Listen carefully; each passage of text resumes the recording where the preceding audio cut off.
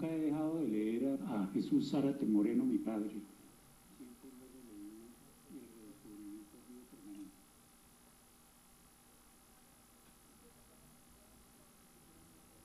Reciban una cordial bienvenida a un libro 2018, Leer para Vivir, la 16ª versión de la Feria del Libro de la Universidad Autónoma de Bucaramanga. En esta oportunidad presentamos Homenaje Zárate al pie de la letra. A continuación, se realizará una presentación de artes escénicas como homenaje a las obras del escritor, periodista y abogado santandereano Jesús Zárate Moreno. Escribió varios cuentos como La cabra de Nubia y No todo es así, 2 novelas, El cartero y su obra más reconocida, La cárcel, que con su lanzamiento póstumo ganó el prestigioso Premio Planeta de Novela en 1972. También 2 obras inéditas para teatro, Automóvil en una noche de luna y El único habitante. Bienvenidos.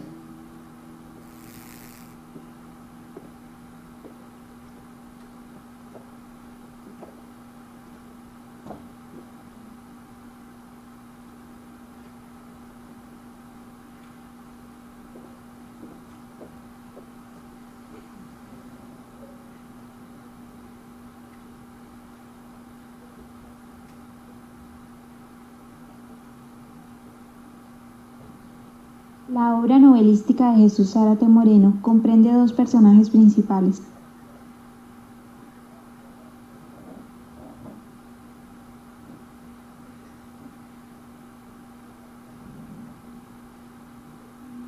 Nunca he dejado de leer a Jesús Zárate Moreno, mi padre.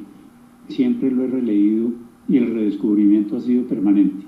Ahora, con ocasión de la publicación de las obras completas, no solo he releído todas sus obras, sino también su correspondencia personal y su correspondencia oficial. Desde luego, cuando uno se reencuentra con la obra de cualquier autor, hay nuevos hallazgos. Ciertamente aprecio y entiendo hoy mejor la elaboración de su escritura y su técnica literaria. Admiro su impecable manejo del lenguaje, su cuidado, su ágil destreza para la composición de las palabras y cada párrafo. La precisión expresiva no deja de sorprenderme y la economía de recursos en las descripciones tanto de personajes como las situaciones y entornos. Sus escritos todos sorprenden porque no han perdido su vigencia. La agilidad de su relato, la velocidad de la narración, el humor en el retrato de los personajes impacta por su precisa brevedad. Pero también esa actualidad que impone el relato vigente nos trae el reencuentro con esa violencia activa y pasiva que escribió hace medio siglo y que todavía nos acompaña. La cruel ineptitud de los funcionarios, la estupidez de la violencia. En La cárcel él escribe sobre este golpe de la realidad.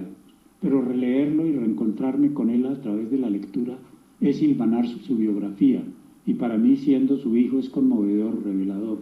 En la crónica, el panfleto del pabellón de reposo relata cómo los periódicos llegaban a Málaga a lomo de mula, que se demoraba una semana desde Bucaramanga, y que él esperaba con ansiedad.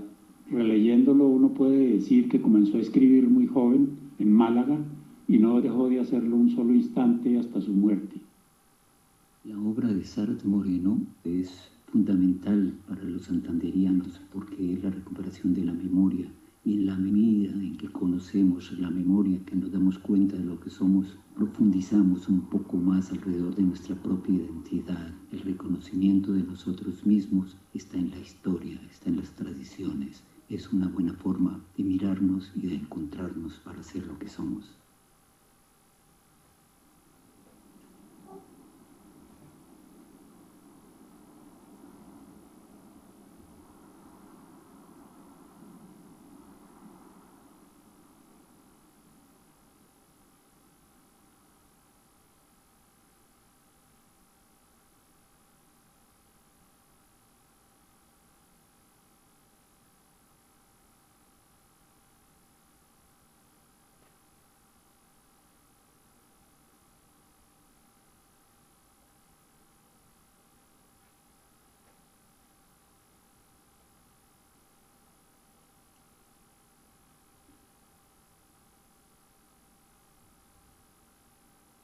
A la puerta de la cabaña, con los pies descalzos y la cabeza desgreñada, estaba sentada una mujer, de cuyo rostro doliente no emanaba atractivo alguno. Sus manos largas y huesudas remendaban unos pantalones de manta pertenecientes al marido. Estaba tan entretenida en esa ocupación que no prestaba atención alguna a los rumores del campo. Un poco más lejos había una especie de cuna rústica, un cajón de madera donde descansaba entre manojos de paja un niño de varios meses. El niño era paralítico, inmóvil en el centro del cajón. No parecía un ser humano, sino una mascarilla de cera, mucho más lívida que la tez lívida de la madre. El campo estaba en silencio y el día terminaba. De repente, se oyeron en la loma los gritos de un hombre. ¡Ea! ¡Ea! ¡Ea! La mujer levantó los ojos tristes y contempló el perfil de la loma que se confundía con el azul luminoso del horizonte. Todo lo que veía estaba cortado por vallardos de piedra que delimitaban las pequeñas propiedades de los campesinos. El verano estaba en pleno vigor. El cielo tenía un color blanquecino. Los ojos de la mujer vieron un hombre que corría sobre las rocas, saltando por entre las ondulaciones escarpadas, detrás de un rebaño de cabras. Gritaba con voz estentórea: ¡Ea! ¡Ea! ¡Ea! mientras agitaba en su mano derecha un látigo de cuero. A los gritos del hombre, el rebaño descendía por entre las encrucijadas del monte árido. Sobre una piedra cuadrada que parecía pulida por manos humanas, el hombre, Antonio Montero, se detuvo.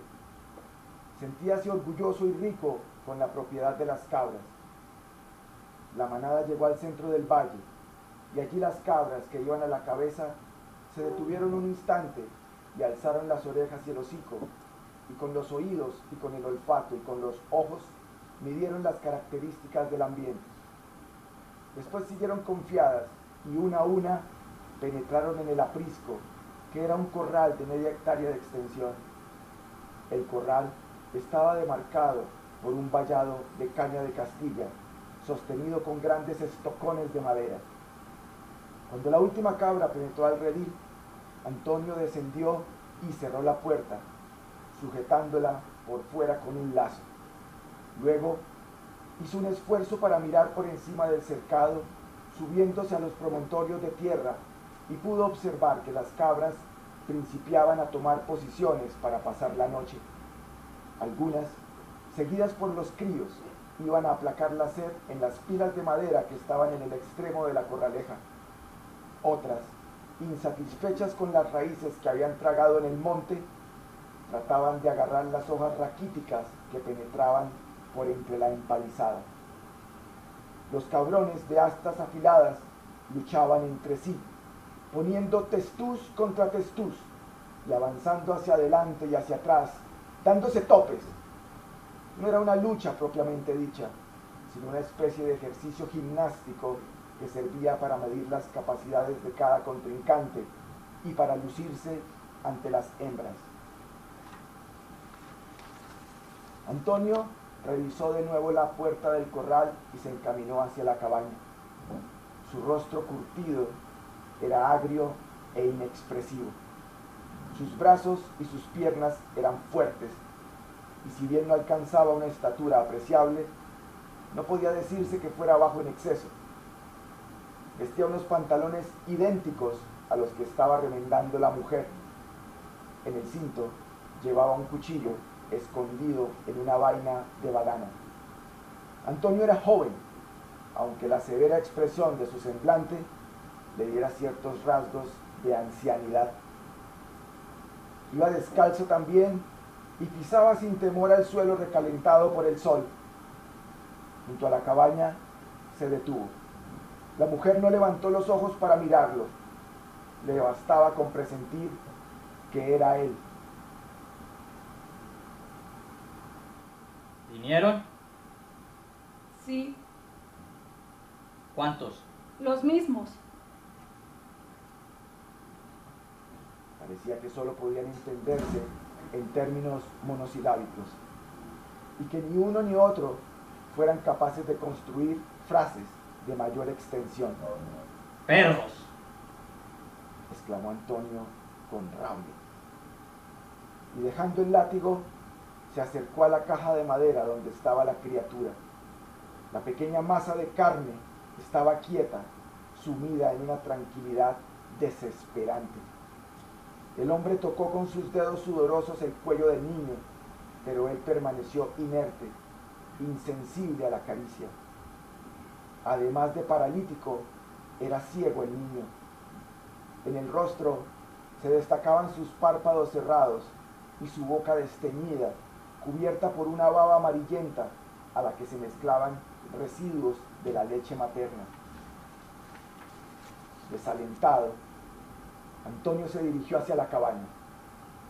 En la puerta se detuvo un momento y entonces hízose más densa la oscuridad que reinaba dentro. Empero, en la sombra podría advertirse el rostro de un anciano que se encontraba echado sobre el lecho de juncos tejidos. Las guedejas blancas de la barba caían sobre su pecho y ennoblecían su semblante. El viejo también estaba paralítico. Agua, hijo, murmuró al advertir la sombra que cubría la puerta. Ya viene, papá. Tomando una calabaza que estaba en la puerta de la cocina, la llevó al padre. Los labios resecos del anciano sorbieron con avidez, lentamente, hasta que la vasija quedó vacía. Entonces, Antonio volvió a salir. Ya había anochecido y en el cielo brillaban varias estrellas. La mujer sirvió la comida y tomaron la ración de carne seca y arracachas en el patio, a la luz de las estrellas. Después probaron un bocado de queso de cabra con miel de panela. Cuando terminaron, la mujer tomó al niño y lo apretó contra su pecho. Su cuerpo rígido carecía de palpitaciones. Antes de acostarse, Antonio Montero hizo una ronda por la propiedad. Fue al aprisco y se convenció por tercera vez de que la cerradura de la puerta estaba en regla. Luego tomó por un atajo que se perdía entre las breñas y se aproximó a otro corral más pequeño que estaba escondido entre los únicos árboles que crecían en aquel paraje. Allí estaban las cabras recién paridas, que eran 6. Los cabritillos se apretaron temerosos contra los vientres exhaustos de las madres al advertir la presencia del intruso, que tiraba varios manojos de hierba al centro del corral. Después se dirigió hacia la casa y se acostó en el zarzo, junto al sitio donde estaba echada la mujer. Dentro de la habitación se sentía la respiración fatigosa de los paralíticos, el viejo y el niño. Antonio dejó la puerta abierta para que la brisa nocturna refrescara el ambiente caldeado de la vivienda. Revolviéndose en el zarzo, sin poder dormirse, Antonio pensaba en la situación. Desde hacía muchos años trabajaba en aquella heredad que su padre le había cedido. La tierra no era fecunda, pero daba para subsistir. Gracias a sus esfuerzos, el rebaño se había multiplicado milagrosamente. Había recibido de su padre 2 docenas de cabras, hacía 3 años, cuando el viejo no pudo trabajar más. Ahora tenía casi 80 animales. Hizo las cuentas mentalmente y se convenció de que tenía 80 cabras, contando las que estaban en el aprisco pequeño. Ahora, después de que principiaba a ahuyentar de su vida el fantasma de la miseria, estaba en peligro de perder la propiedad. Los agentes del gobierno habían venido a notificarle que tenía que ceder una faja de terreno para la construcción de la carretera central. Los agentes oficiales iban todos los días, pero Antonio no los esperaba. Se negaba rotundamente a despojarse de lo que le pertenecía. Ceder una faja de tierra equivaldría a perder la finca por tratarse de un terreno situado en un plano inclinado que principiaba en la loma, donde la tierra era deleznable, y terminaba en la vega del río, donde se podía cavar una zanja con las manos. Al adelantar los trabajos, la tierra removida arriba rodaría hacia abajo arrastrando la finca. Antonio sabía lo que era eso. Ya lo había observado en la construcción de la misma carretera al otro lado del río. Los agentes del gobierno habían insistido ante su mujer en que debía ceder el terreno requerido para la vía, y habían dicho que la construcción de la carretera era muy importante para el progreso del país, pero a él no le importaba el progreso del país. A él solo le interesaba la tierra y que lo dejaran trabajar en paz. Acosado por estos pensamientos, daba vueltas y revueltas en la cama. Sabía que al fin tendría que ceder. ¿Pero qué haría entonces? ¿Cómo sostendría a su padre enfermo y a su hijo paralítico? Verdad es que tenía la esperanza de que el niño se curara. Le tenía hecha una promesa a la Virgen Milagrosa de San José de Miranda. Su mujer le preguntó de pronto: ¿No puede dormir? No. Esos ladrones me han quitado hasta el sueño. ¿Dice que hoy vinieron otra vez? El ingeniero estuvo esta tarde. Dijo que si no cedía la faja de tierra, Bueno, empleó una palabra rara, como queriendo decir que se la quitarían a la fuerza. ¡No! No me sacarán vivo de aquí. Dijo también que mañana vendría una comisión de ingenieros y que el trazado llegaría hasta nuestra casa. ¡No! ¡No! Hubo un silencio. Desde el sitio donde estaba echado, Antonio veía el campo. La noche estaba clara y hacía mucho calor. ¿O sería que las preocupaciones le tenían encendida la sangre? Lo cierto era que la tierra, su tierra, todavía estaba al alcance de sus ojos. Aún no lo habían despojado de ella. Esta certidumbre le daba la sensación de victoriosa fortaleza. La mujer volvió a decir: ¿No sería mejor? ¡No! No cederé ni venderé. Se lo juro, Margarita. Aquí me matarán. Según dicen, la carretera pasará por la cabecera de la finca. ¿Qué puedo esperar después de eso? Me arruinarán. Tendrán que volar algunas rocas y las explosiones inundarán de tierra y cascajo toda la finca. Las cabras no tendrán que comer. Se morirán de hambre. Y yo moriré con ellas. Estaba exaltado. Dándose cuenta de ello, la mujer no quiso hacer más observaciones.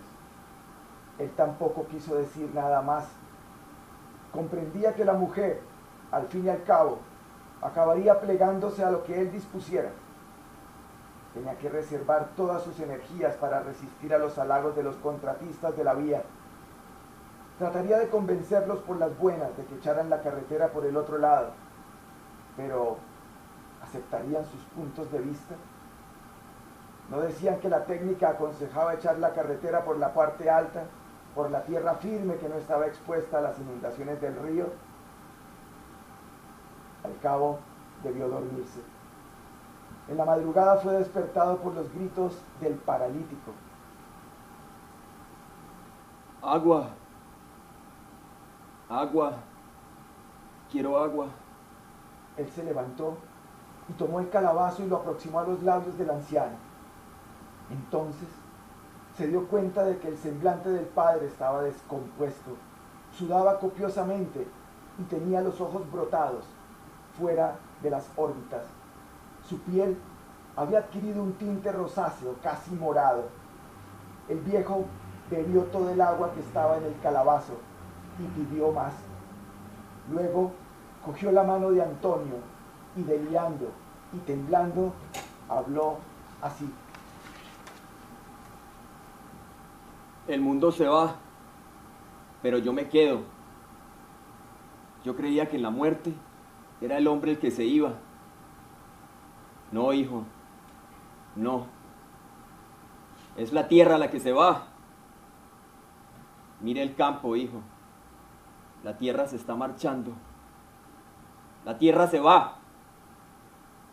No deje que se vaya. Deténgala. Sujétela. Amárrela.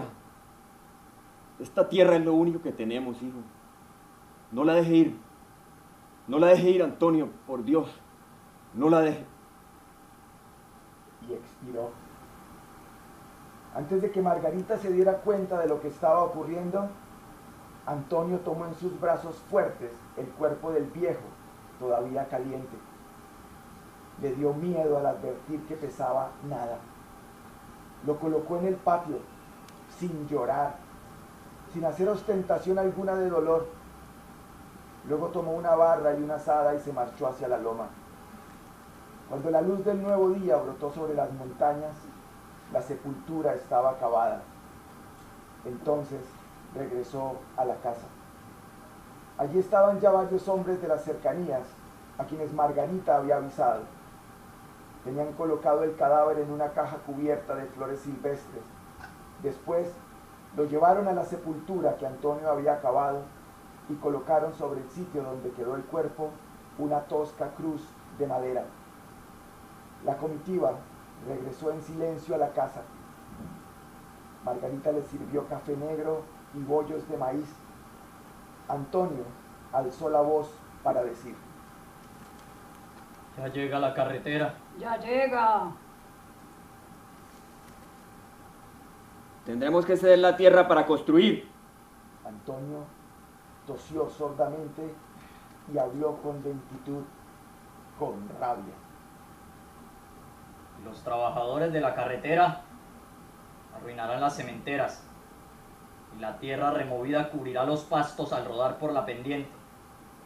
Y la tierra será más estéril entonces. Pero no hay remedio. El gobierno nos obligará a dar la tierra. Yo no la daré. Echen la carretera por la otra ribera del río. Las tierras del otro lado están abandonadas. Pertenecen a un ricachón de Málaga que ni siquiera las conoce. ¿Por qué no viene él a regarlas con su sudor como nosotros? Yo no cederé ni un palmo de tierra. No hay pelea, Antonio. Con el gobierno no hay pelea. Vendrán los guardias y lo detendrán. O lo matarán como a un perro. Terminado el desayuno, se levantaron y principiaron a disgregarse. Antonio se proponía ir a ver al rebaño cuando llegaron 3 hombres. El uno era contratista de la carretera y los otros ingenieros. Vestían con altas botas de campaña y con sombreros de corcho y con camisa caqui que les daba aire de extranjeros. Por lo menos así le parecían a Antonio Montero. Ayer vinimos a buscarlo. Ya lo sabía.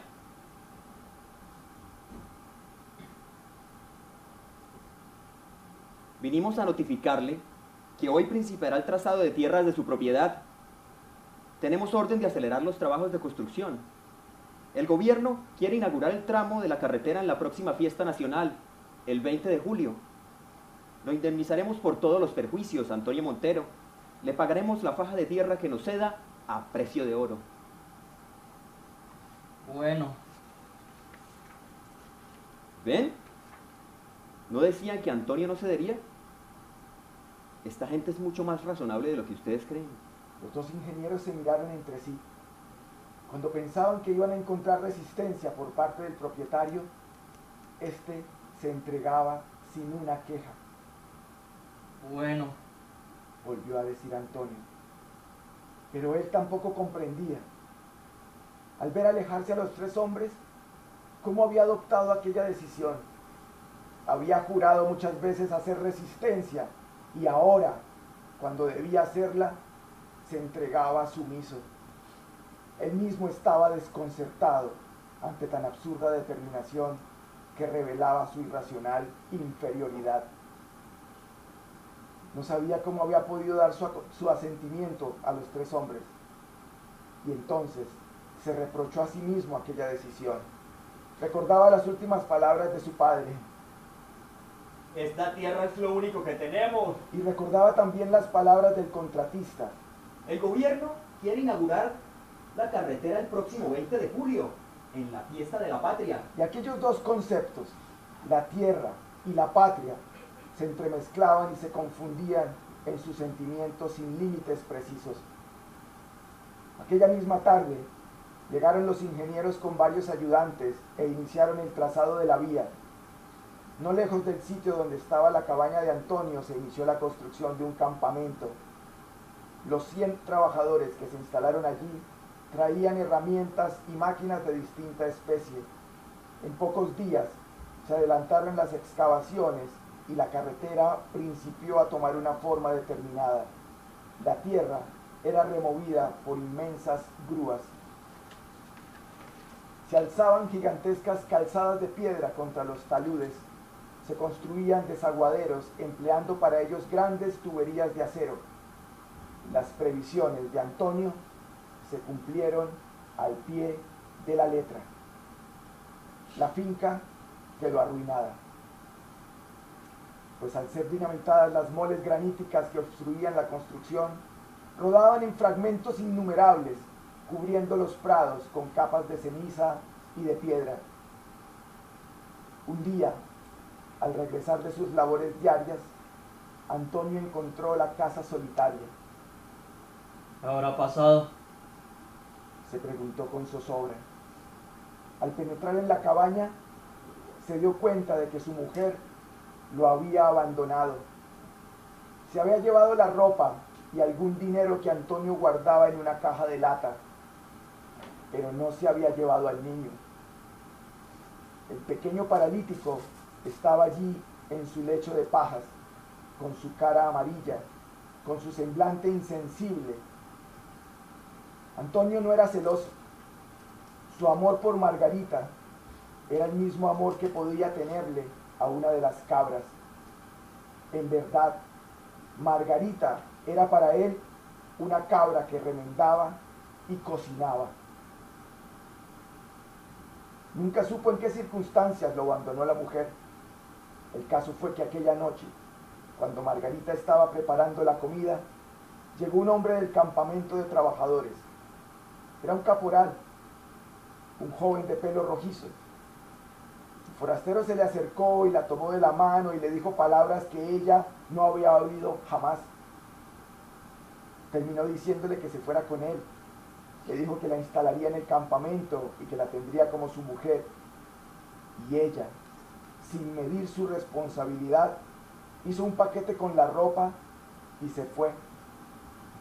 Su instinto estúpido le indicaba que su deber era servir al hombre, cualquiera que éste fuera. Se fue con el caporal de la misma manera que hubiera podido irse con otro. No había en su determinación ninguna asomo de infidelidad conyugal.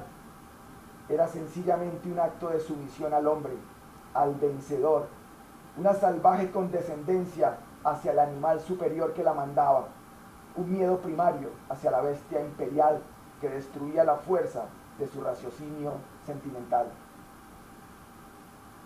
Para calmar el hambre del pequeño paralítico, Antonio tuvo que llevar hasta la casa una cabra recién parida y atarle las patas, y luego alzar al niño y poner su boca mustia junto a las ubres tibias. Los labios torpes del niño se agitaron y buscaron el pezón con avidez y chuparon deleitosamente el jugo bendito que la naturaleza le brindaba. Y los ojos de la cabra se dilataron en una muda expresión de terror, porque acaso se daba cuenta de que le estaban hurtando a su crío el derecho elemental de subsistir. Aquella noche, Antonio se acostó después de cambiar las pajas sucias en el lecho del niño. Había dormido varias horas cuando lo despertó un estrépito. En el aprisco, las cabras balaban atormentadas, como si las cercara una amenaza. Dudó mucho en levantarse porque ya el escepticismo principiaba a dominar su espíritu.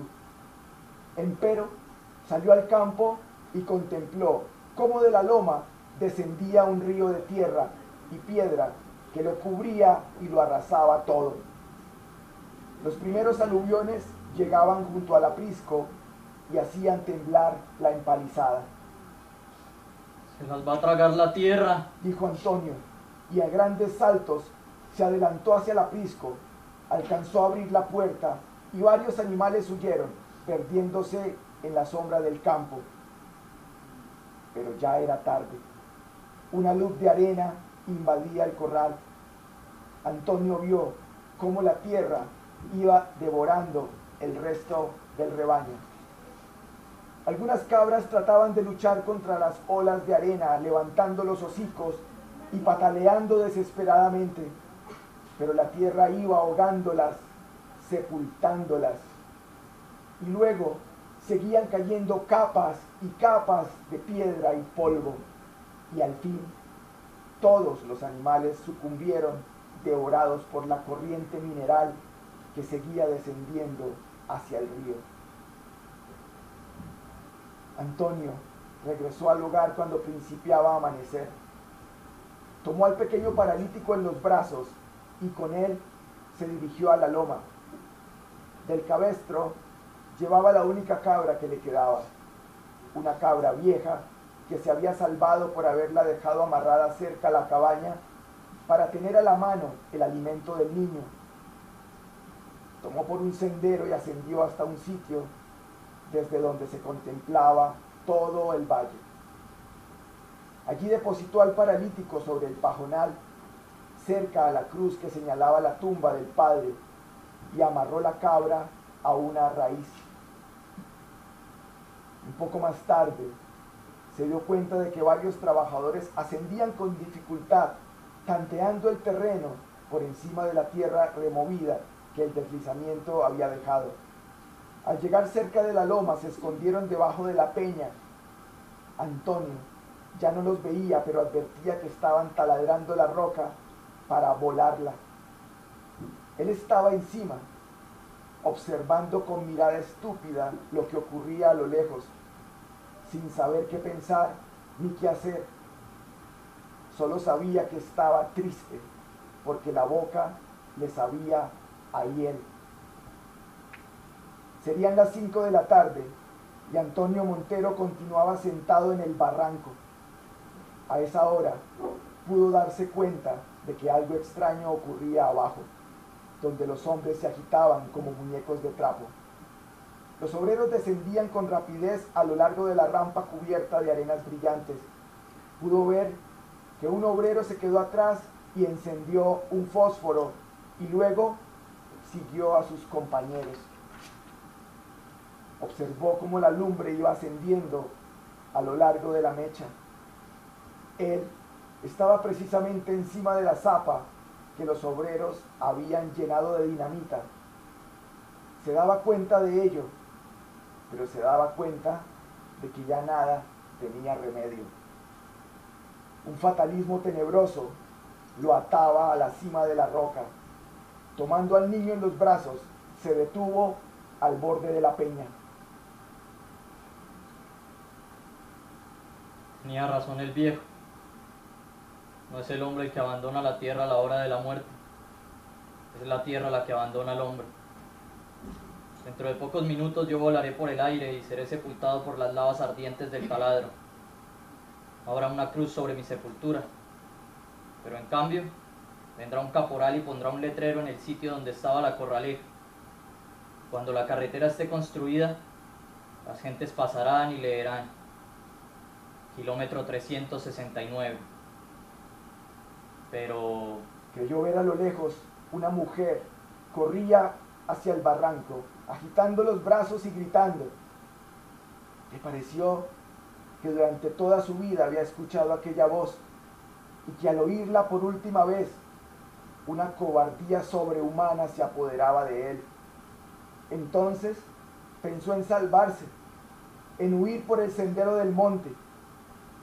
A la hora en que menos lo necesitaba, nacía en su espíritu una tenaz e irreflexiva esperanza de vivir.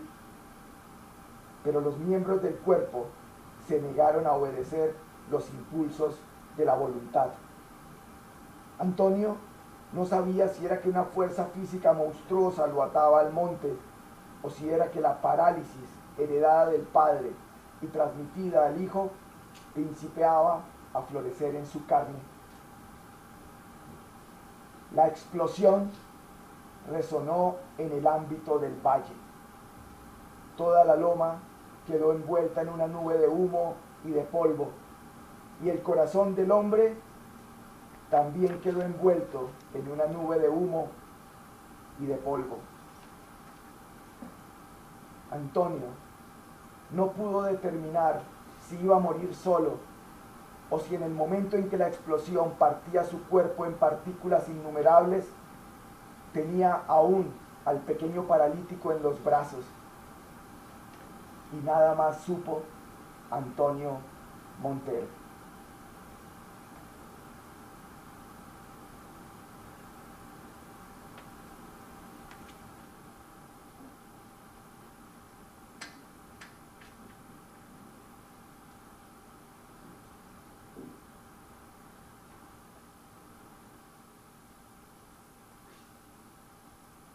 La obra novelística de Jesús Zárate Moreno comprende dos personajes principales: en la cárcel, Antón Castán, y en el cartero, Antonio París. En primera instancia, como perspectiva psicológica del tiempo, los personajes añoran su infancia, producto de la ausencia materna en ambos. Los momentos históricos aludidos por los personajes representan una misma época socioeconómica, en la cual subrayan la presencia de la reforma agraria, la aparición y consolidación de grupos guerrilleros y el desarrollo de la política del Frente Nacional, además de la influencia de Estados Unidos como punto de encuentro.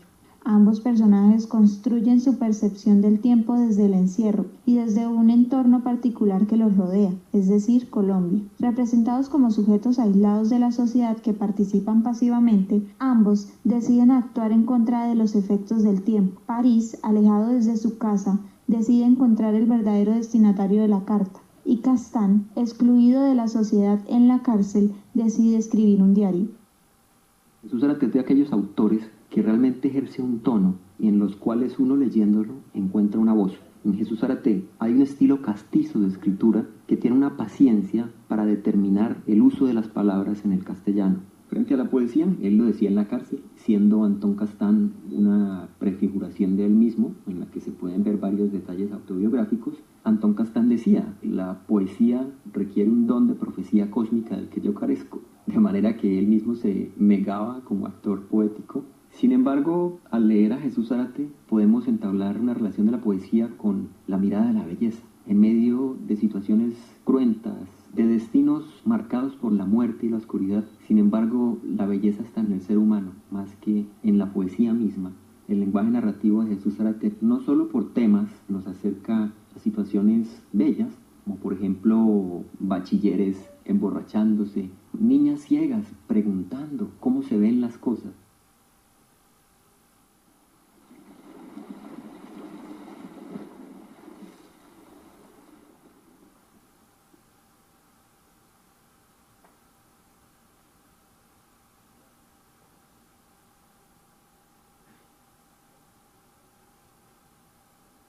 Es una fortuna que se nos haya concedido provisionalmente el uso de la voz. Yo encuentro un poco aburrido esto de hablar. ¿Cuál es tu patria?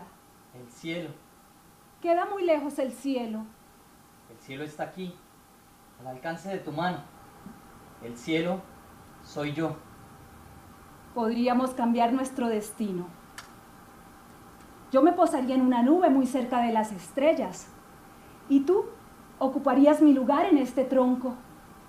No estoy muy seguro de que salieras ganando con la experiencia aérea.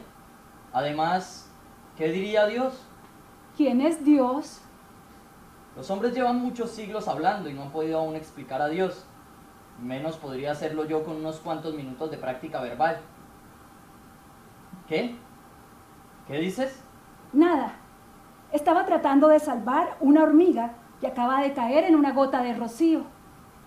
No creo que haya nada más hermoso que naufragar en una gota de rocío.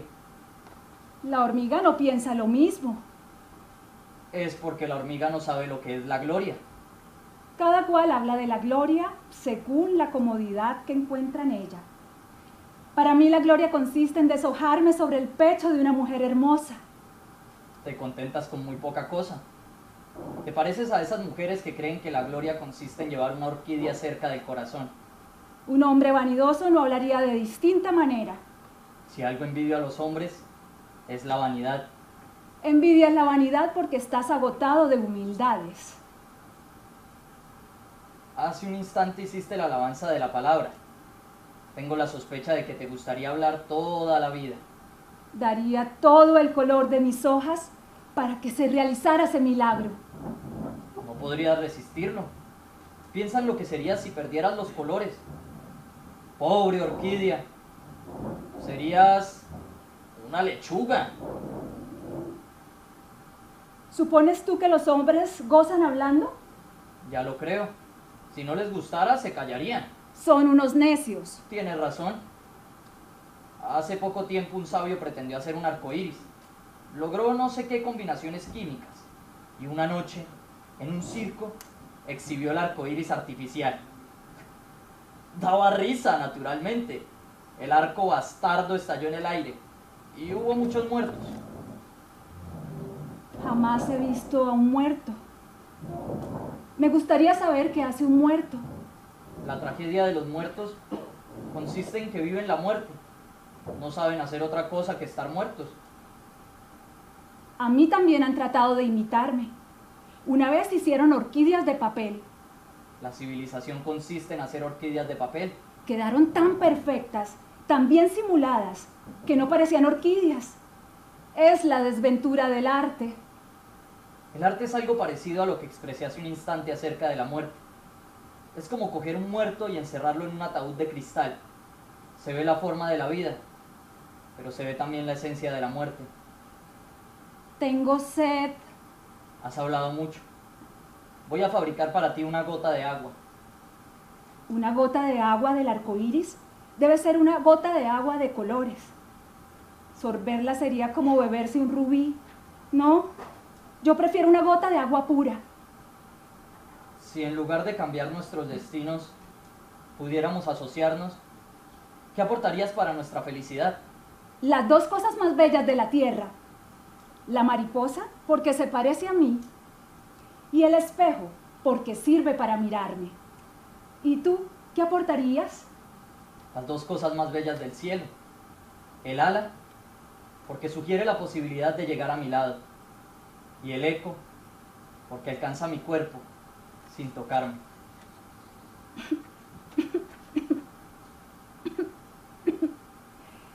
Me parece que estoy perdiendo la voz.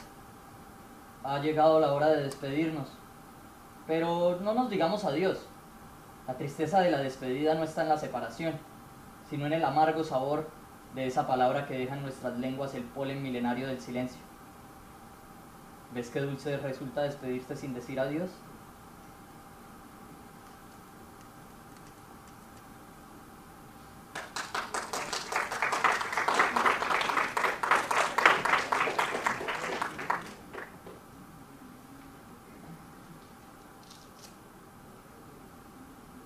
Lo primero que leí de Jesús Zárate fue La cárcel, esa novela que había ganado el Premio Planeta de manera póstuma. Me puse a buscar todo de él y la sorpresa que me llevé fue el escaso conocimiento que sobre Zárate y su obra había entre la crítica colombiana, incluso entre los círculos literarios nacionales. Jesús Zárate prácticamente había desaparecido, pese a ser un autor de una novela que a mí me pareció canónica desde que la leí. Y ese desconocimiento no se debía al canibalismo propio de la crítica literaria hecha por la gente que también escribe las obras literarias, sino por la dificultad de acceder a sus textos. Hasta la reedición de sus obras completas que ha emprendido Fusader Gawis, La cárcel solo se podía conseguir como rezago del Premio Planeta en saldos de ventas de usados de Bogotá y otras ciudades, Con la reedición de la obra completa vieron la luz sus textos periodísticos y esos cuentos que los sitúan en una primerísima línea de la literatura fantástica colombiana. Lo que a mí me sigue llamando la atención de su escritura es haberse atrevido a vincular el pensamiento y el habla no como esa transposición costumbrista de los herederos de Carrasquilla, sino como una construcción de personajes complejos en escenarios populares. La cárcel está plagada de hampa y presos políticos, y la acertada selección del lugar para situar las disquisiciones de esa variopinta que elige como protagonistas consigue ser la alegoría de las dictaduras latinoamericanas. Al leer sus cuentos uno descubre un admirable manejo e inclusión de lo fantástico, de la experiencia del misterio y la inversión de la realidad en esos relatos que publicaba en prensa. Si tuviéramos que hacer la consabida lista canónica de las 20 novelas del siglo XX en Colombia, La cárcel ocupará seguramente un lugar en el ranking.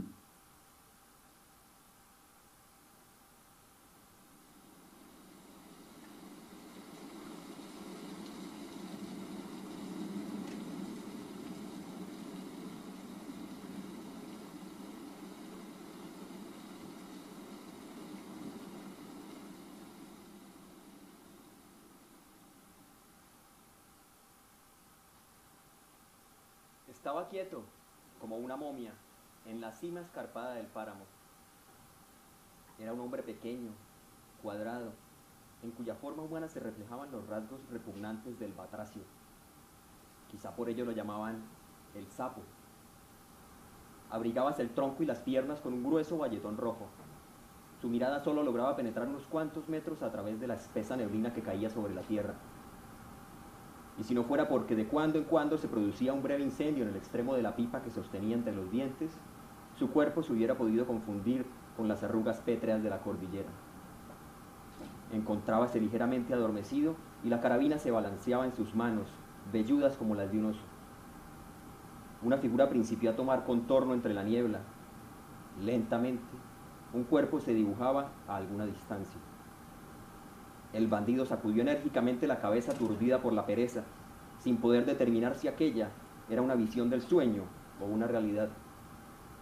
Sin levantarse apoyó la culata contra el hombro y apuntó sobre la figura móvil, mientras gritaba con voz de caverna: ¡Alto! Una carcajada infantil contestó a su imprecación. El bandido reconoció aquella voz y bajó el cañón de la carabina. Una suave sonrisa se reflejó en su rostro. Entonces se levantó sobándose las rodillas, entumecidas por el frío. Un muchacho de 11 años acercóse al hombre. Llevaba zapatos viejos, excesivamente grandes para sus pies. Un saco de cuero de ovejo abrigaba su pecho y a manera de gorro llevaba una sarta de hojas de frailejón. Un pequeño puñal asomaba por debajo del saco peludo. El muchacho se llamaba Gregorio Puentes y era el encargado de transmitir a los bandidos de El Almorzadero los mensajes que enviaban los espías de las poblaciones. Durmiendo, viejo.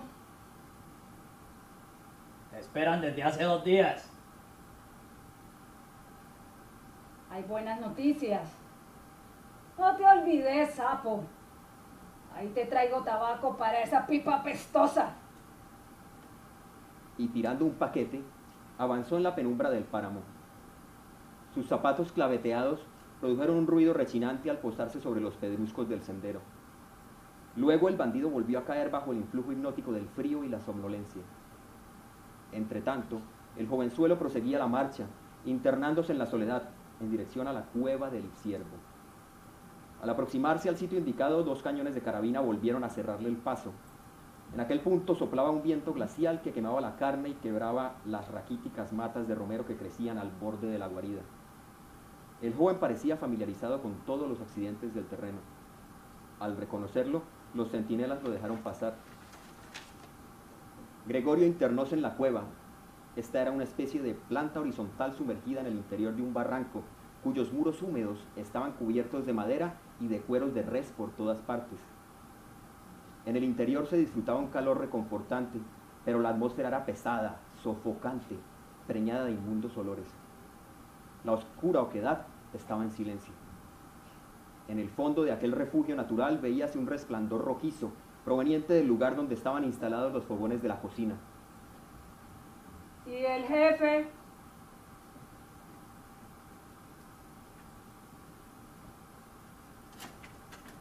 Preguntó Gregorio a un hombre rollizo que se apresuró a servirle una taza de café hirviente. ¿Y el jefe? Salió, pero pronto volverá. Cuando principiaba a sorber el café, un bandolero penetró en la cueva. No podía encontrarse catadura más desfigurada en la de aquel ente. Ojeaba y en la cuenca de un ojo, en lugar de la pupila, llevaba un taco de algodón sucio. Su cabeza gris estaba tocada con una montera estrafalaria, en cuyos bordes asomaba el rostro monstruoso. Llevaba también un bayetón rojo cuyos cantos se arrastraban por el suelo. Era el jefe de la banda y lo llamaban 21, debido a que tenía 6 dedos en una mano. ¡A su salud, jefe! ¡Hola, hijuepuerca! No me llames así. Gritó el mozalbete, tirando la taza con violencia. Y levantándose, encaróse al torvo personaje. Pero él se había adelantado a su ademán, y antes de que el muchacho se diera cuenta, ya lo tenía completamente dominado con la mano izquierda, mientras con la derecha sostenía un inmenso revólver, calibre 44. ¡Mira, hijuepuerca! Te podría destruir con solo darte una patada en el rabo. Te podría ahogar con solo pasar mis dedos por ese cuello piojoso. Pero nunca me ha gustado matar ratones, ¿entiendes? No era para tanto. En todo caso, déjate de valentonadas. No te olvides que aquí mando yo. El bandido sentóse en el suelo y puso sobre las piernas una tabla sin cepillar. Sacó una botella de aguardiente verde, teñido con hierbabuena, y un vaso de hojalata, y se puso a beber mientras el adolescente hablaba. El cargamento de sedas pasa mañana a la medianoche. Van 40 cargas y 50 hombres, entre arrieros y vigilantes, muy bien armados. Es un cargamento de gran valor. En cuanto a la policía, parece dormida. No hay señales de que piense actuar en estos días. Hablaba con la exactitud que le daba su larga experiencia en el servicio de espionaje. El bandido estaba sumido en la más espantosa embriaguez. Habíase inclinado contra la pared de la cueva y colocándose en la boca un embudo, iba vaciando lentamente la botella. Aquel sistema lo eximía de estar sirviendo a cada instante nuevos vasos de licor. Entretanto, habíanse reunido en torno de Gregorio Puentes varios bandoleros, tipos grotescos, tatuados en el cuerpo y en el alma por la vida salvaje de los asaltos. De mano en mano iban circulando botellas de aguardiente verduzco que se llenaban en una damajuana. Hablaron largo rato, haciendo proyectos para el viaje del día siguiente, y cuando el fuego principió a extinguirse, fueron desfilando hacia los dormitorios, situados en el interior de la caverna. Gregorio Puentes salió del antro y se dirigió hacia el campo. Encapuchado en una gruesa manta, sentóse en la cumbre del páramo, en un boquete de la roca donde se había formado una especie de silla natural. A su alrededor, en las tinieblas, silbaba la ventisca. A lo lejos, en los priscos de los montes, aullaban los zorros hambrientos. En la inmensidad del páramo, las rocas de hielo brillaban bajo la tímida luz celestial. De pronto Gregorio Puentes se dio cuenta de que un hombre se acercaba. Chupaba una pipa y al fulgor que rebrillaba en la punta se adivinaba su rostro profundo. Gregorio reconoció al centinela con quien se había encontrado aquella tarde y lo llamó, diciéndole: ¿Te han relevado, sapo? En este momento acaba de llegar el hombre que debía reemplazarme. ¿No te da hambre? Habiendo tabaco y aguardiente. El hombre llegó y se sentó al lado del muchacho. En las manos sostenía firmemente la carabina. El humo de la pipa cortaba la atmósfera densa. En el páramo principiaba a caer una lluvia menuda que calaba los huesos. ¿Hace mucho que llevas esa vida? Preguntó el muchacho, cuya avidez por conocer las aventuras de los forajidos nunca se veía saciada. Hace mucho tiempo, mucho. Ya he perdido la cuenta. No es bueno saber en qué día se vive cuando la muerte lo acecha a uno en todas partes. Detrás de las piedras, en los recodos de los caminos. ¿Tienes miedo, sapo? ¿Miedo yo? Yo no conozco el miedo, chiquillo. Yo no soy bandido por instinto, sino por deliberación. No entiendo. Francamente no entiendo lo que dices. Eres muy ilustrado, sapo. Voy a explicarte. Todos los hombres de esta cuadrilla sienten el placer de robar y matar. Hay algunos que se beben la sangre de los que matan. Yo no. Pertenezco a la cuadrilla porque comprendo que los bandidos son una necesidad social. No entiendo una palabra, sapito. No entiendo. Mi padre murió dejando a la familia en la miseria. Yo era el único que estaba en capacidad de trabajar. Quise hacerme maestro. Siempre he tenido la debilidad de enseñar a los demás. Quería enseñar a leer a los niños, como ahora quisiera enseñarte a ser un buen tirador. Pero fracasé. Desde entonces el corazón principió a decirme todos los días: ya que no puedes ser maestro, conviértete en bandido. En el mundo no te aceptan como hombre honrado. En el mundo hay exceso de gente decente. Es mejor que te hagas bandido. Pasaban los días y entonces principió en mí la obsesión del latrocinio. Mi propia voz interior seguía diciendo: yo quiero ser bandido. Se cayó por un momento y paladeó la pipa varias veces. La lumbre estaba casi apagada, pero él trataba de conservarla, soplando la ceniza y chupando cada vez con mayor fruición. De cuando en cuando sacaba la botella y bebía aguardiente. Luego siguió hablando con grande entusiasmo. Todos estos hombres que forman la banda fueron en un tiempo campesinos honestos, pero los funcionarios los encarcelaban y los robaban y los maltrataban. Entre el hambre y los empleados los volvieron así como ahora son, trabajando en las tierras pantanosas de la sierra, acosados por los caporales, mordidos por el reumatismo. Estos hombres ganaban 7 centavos diarios por trabajar de 6 a 6 en un campo de centeno. Aquí ganan 40 pesos en medio minuto por matar a un hombre. Diga, mocosito, ¿no es esto preferible? Claro que hay una gran diferencia moral entre un hombre que trabaja y uno que mata. Pero también hay una gran diferencia moral entre 7 centavos y 40 pesos. Este relato perturbaba profundamente el ánimo de Gregorio Puentes. Sentía que una fuerza invisible lo aproximaba al alma del bandido. Haciendo un examen de conciencia, se consideraba como una bestezuela insignificante al lado de aquel gigante del delito, rudo y frío como el cierzo que caía sobre sus espaldas. Las palabras del facineroso entonaban sus sentimientos. Ya llegaría el tiempo en que él, Gregorio Puentes, podría también relatar sus hazañas. Entonces sería un viejo curtido en 100 combates con la policía, y el emisario de todos los bandidos sería otro, un joven inexperto como él lo era ahora, un joven que esperaría con impaciencia el turno de convertirse a su vez en bandolero. El muchacho volvió a preguntar: ¿intervienes en el viaje de mañana, sapo? ¿Quién sabe? El botín puede ser muy rico, pero la participación será mínima. Voy a fingir que estoy enfermo. El 21 te obligará a ir. ¿El 21? No ha nacido el hombre que me obliga a hacer lo que no me gusta. ¿Te das cuenta de lo que quiero decir? El 21 es un pobre anciano degenerado. En su tiempo era un hombre. Ahora lo puedo despachar como un ratón. El bandido acariciaba el cuello del muchacho y sentíase enternecido.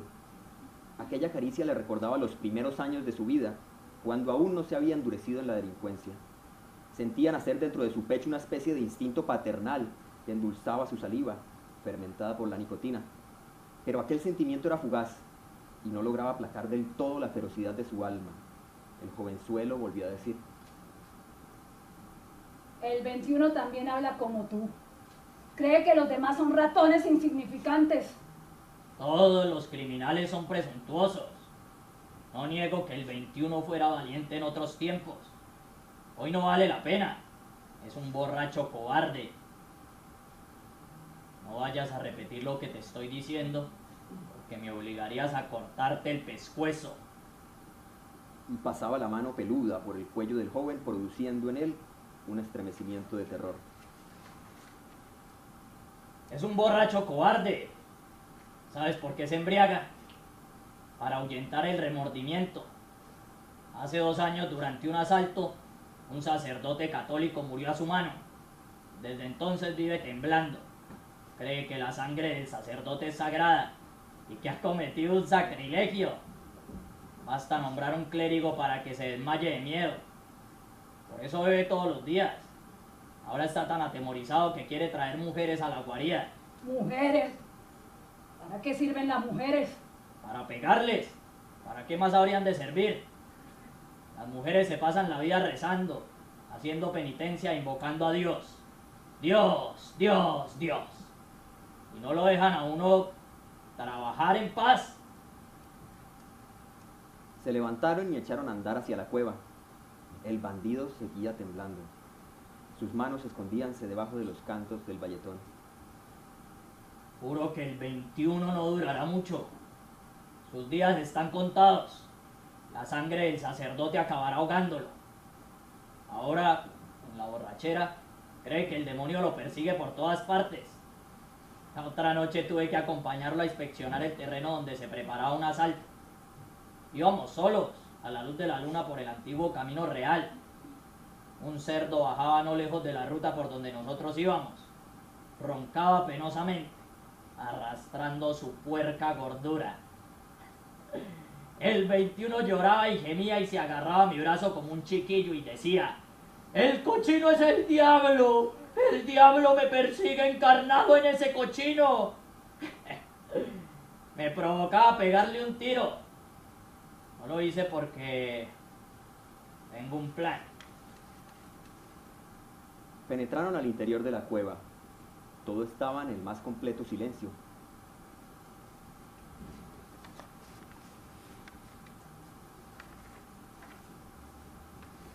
Penetraron al interior de la cueva. Todo estaba en el más completo silencio. El 21 encontrábase en el sitio donde Gregorio Puentes lo había dejado, con la botella y el embudo en la mano, completamente aletargado por la embriaguez. El sapo descolgó el cuero que pendía de un clavo de madera y, tendiéndolo, echóse sobre él plácidamente. El discurso del bandido había impresionado a Gregorio Puentes. No quiso acostarse y sentóse en un banco de madera, cerca del sitio donde se encontraba el 21. En aquel momento le pareció que el bandolero no era en verdad un hombre, sino un animal desvalido, ahito de sangre, sumergido en una orgía de remordimientos. ¿Qué aliciente podía tener la vida de aquel aventurero feroz? Gregorio Puentes, sentado frente al cuerpo inanimado del borracho, no lograba explicárselo. El adolescente sintióse súbitamente turbado. Del cuello del bandido pendía una pequeña bolsa de cáñamo. El bandido estaba sumido en el más profundo sopor alcohólico. La bolsa comenzó a tomar dimensiones extrañas en la mente del muchacho. Seguramente estaba repleta de monedas de oro. Gregorio Puentes sintió una tentación, la vaga y violenta tentación del ladrón primerizo. Bastaría arrastrarle algunos pasos, cortar con el puñal los cordones de la bolsa y apropiarse de ella. Nadie lo sabría, solo existía el peligro de que el bandido se despertara. Los minutos pasaban lentamente, pero la tentación continuaba creciendo. En la cumbre del páramo seguían rugiendo lastimeramente los zorros hambrientos. Gregorio Puentes temblaba.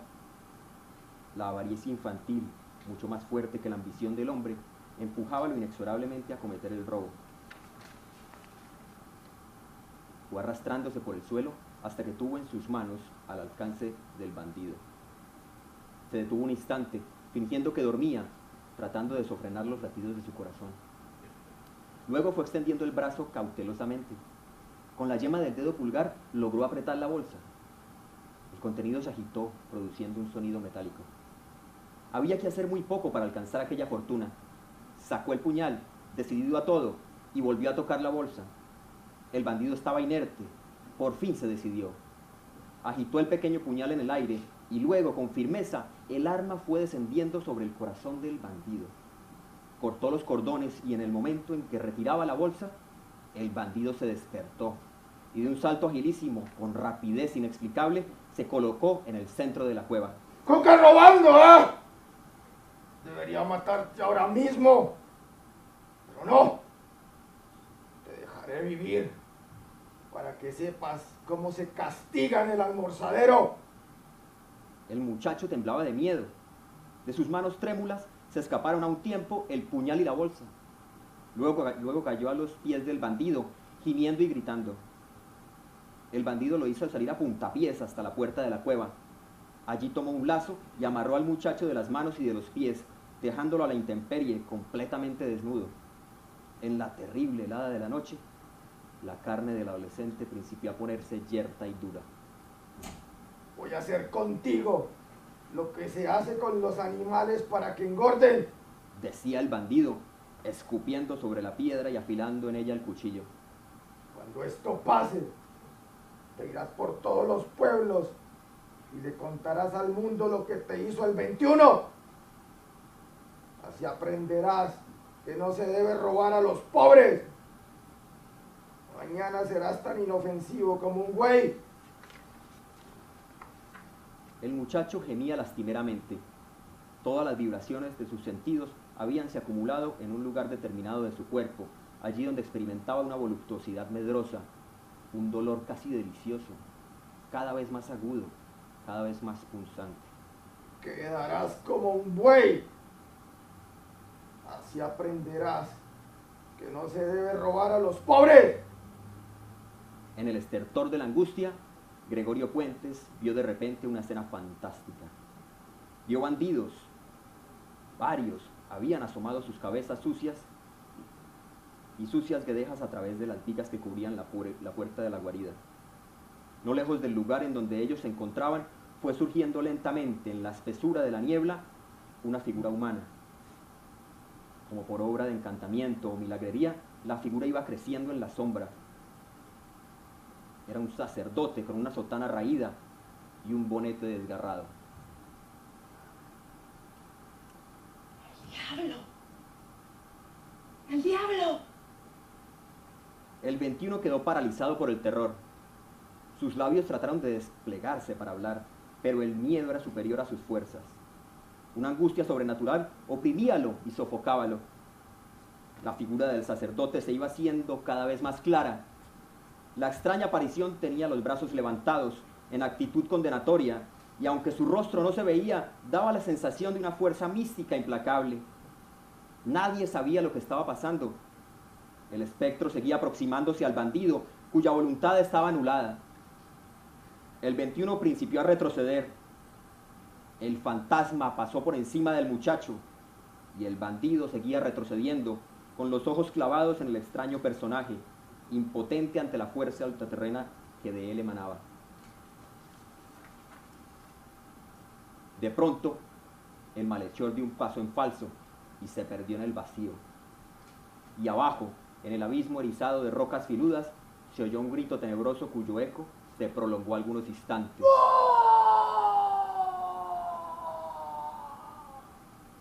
Luego, el golpe de los huesos que se quebraban.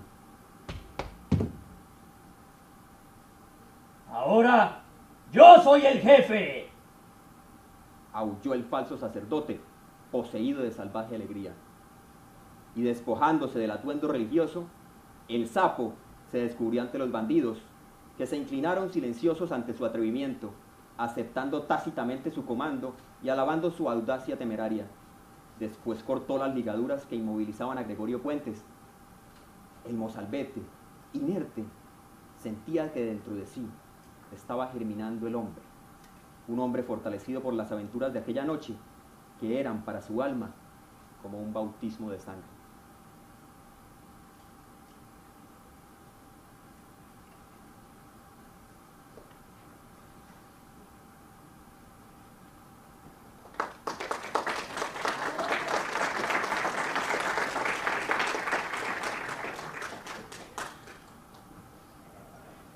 Mi padre era un hombre risueño y amable, muy buen miembro de familia, amó a mi madre siempre.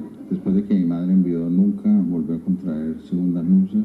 Tengo el mejor recuerdo de él, sino que desgraciadamente por cosas del destino, cuando él murió yo tenía como 23 o 24 años. Solamente lo pude tratar los últimos años de mi vida, y no completamente porque él era diplomático y se fue a vivir al exterior, y yo me quedé en Bogotá estudiando Derecho, entonces solamente eran visitas de vacaciones. La parte ensayística se llevó a cabo en dos planos.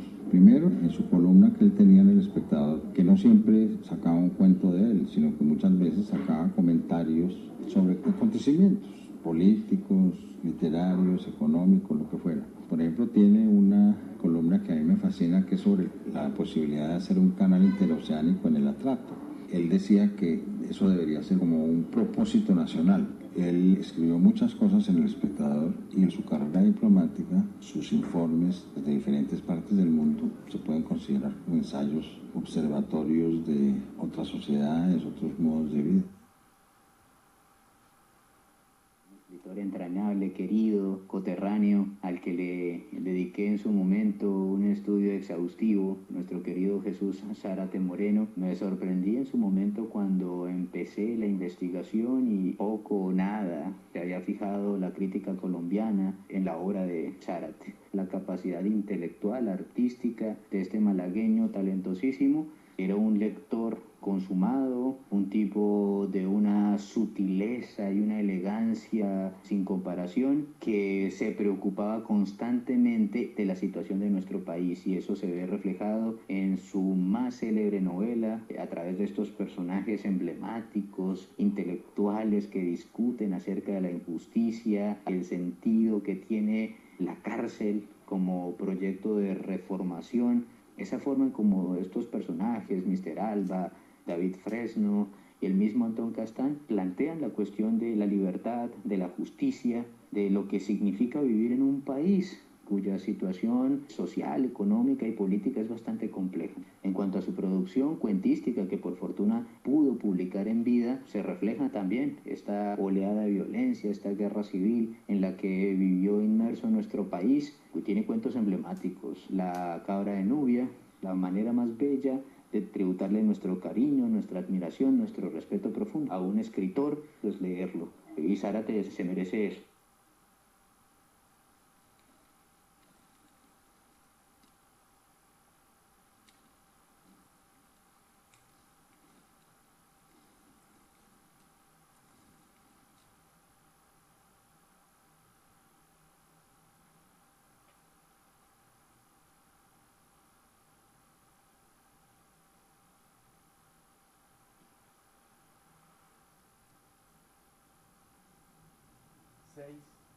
AM. De repente, en la quietud de lo desconocido, un recóndito presentimiento de la vida palpita dentro de mí. Todo se reduce a una agitación oscura y profunda, algo así como un deseo patético de convertir en aliento universal mi naturaleza inerte. No sé de dónde me llega este influjo misterioso de la existencia. Sobre los costados viscosos de mi cuerpo de oruga, principian a brotar dos alas multicolores. Dos alas que no se parecen a nada, que no parecen un fenómeno biológico, sino un pequeño capricho de Dios. 7 AM. ¡Ya soy mariposa! El milagro ha sido tan fácil, tan hermoso, que no necesita comentarios. 8 AM. En la floresta de la mañana hago mis primeras experiencias volátiles. Durante un momento he estado a punto de naufragar en un lago de hielo formado por una gota de rocío. Para evitar la congelación, he tenido que buscar refugio en una corola calentada por la lumbre del sol. 9 AM. Una mariposa ha venido a jugar conmigo. Sus colores son casi tan vivos como los míos.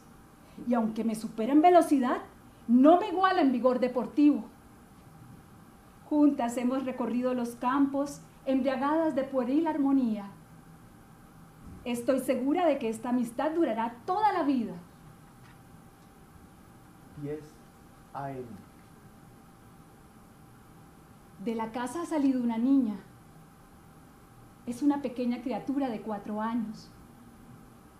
Sus labios emiten unos sonidos extraños que dan la impresión de que estuviera comiendo palabras o mordiendo cerezas. La niña es bella. Sus ojos tienen color de caricia. La niña es bella, pero sería mejor si pudiese volar como yo. 11 AM. La niña me persigue. Durante un segundo me siento atrapada, pero logro huir cuando ya sus manos formaban un calabozo de rosa para aprisionar mi libertad. Me poso durante un momento sobre su cabeza. Sus cabellos, intactos y suaves como mi piel, huelen a esencia de clavel artificial. Cuando pierde toda esperanza de casarme, principia a llorar. Las lágrimas son para ella lo que las alas son para mí. Al verlas comprendo por qué los niños no necesitan volar. 12 meridiano. Para conseguir un átomo de miel he tenido que trabajar como una esclava. Trajino durante 15 minutos en una labor extenuante, yendo y viniendo, rozando mi vuelo con deleitoso festín. Al fin he comido la ambrosía. He comido tanto que no puedo remontarme a la altura de un cordero que pasta en el prado. 1 PM. Una leve siesta en el nido de un pájaro. En el nido hay 3 huevecillos calientes, dentro de los cuales se escucha un rumor de colmena, como si allí estuviesen escondidas 1000 mariposas. Despierto con sobresalto al soñar que me había convertido en ave y que de aquellos huevecillos salían, productos frustrados del amor, 3 pájaros de papel. 2 PM. En un recodo del jardín surge por sorpresa un elemento masculino de mi propia especie. He visto en sus ojos un resplandor extraño, trémula mezcla de timidez y deseo. De repente ha caído sobre mí y ha querido raptarme. Es un ser detestable. 3 PM. Me ha besado. Ya no me parece tan odioso. Pero la mariposa que estuvo jugando conmigo esta mañana, convertida ahora en una coqueta presumida, aspira a arrebatarme su afecto. Desde luego no lo logrará jamás, porque él me adora. 4 PM. ¡Le odio! Se ha ido tras la otra, y he visto cómo su requiebro traidor desvanecía en las alas de ella a fuerza de roces eucalípticos. El polvo dorado que tan hermosa la hacía parecer. La infamia ha tenido su merecido. Ha quedado convertida en una mosca. 5 PM. Esto que siento ahora debe ser lo que los seres humanos llaman tristeza. La tristeza no es el reverso de la alegría, sino su consecuencia inevitable. La tristeza es a la alegría lo que la mariposa a la larva. Me gustaría ser niña, como la niña que me persiguió esta mañana, para poder llorar.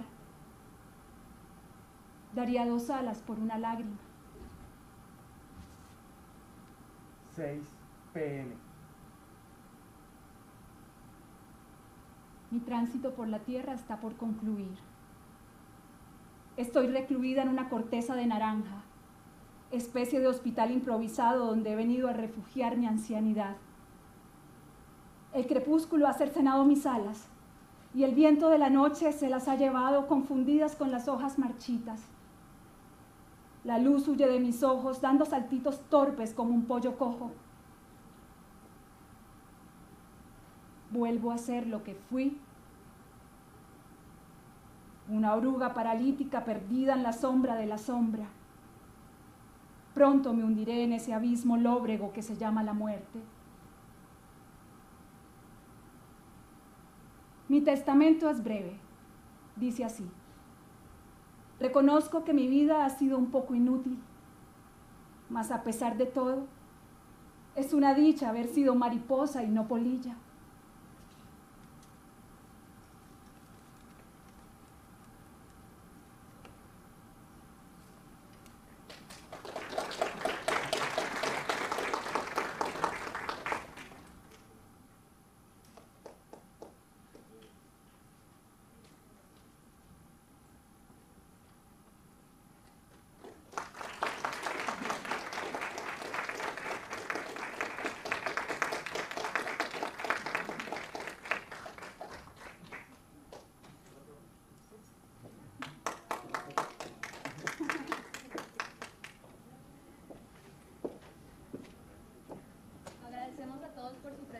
En la 16ª edición de un libro 2018, Leer para Vivir. Los invitamos al conversatorio musical con Dr. Crápula, que se realizará a las 11:30 en este mismo auditorio.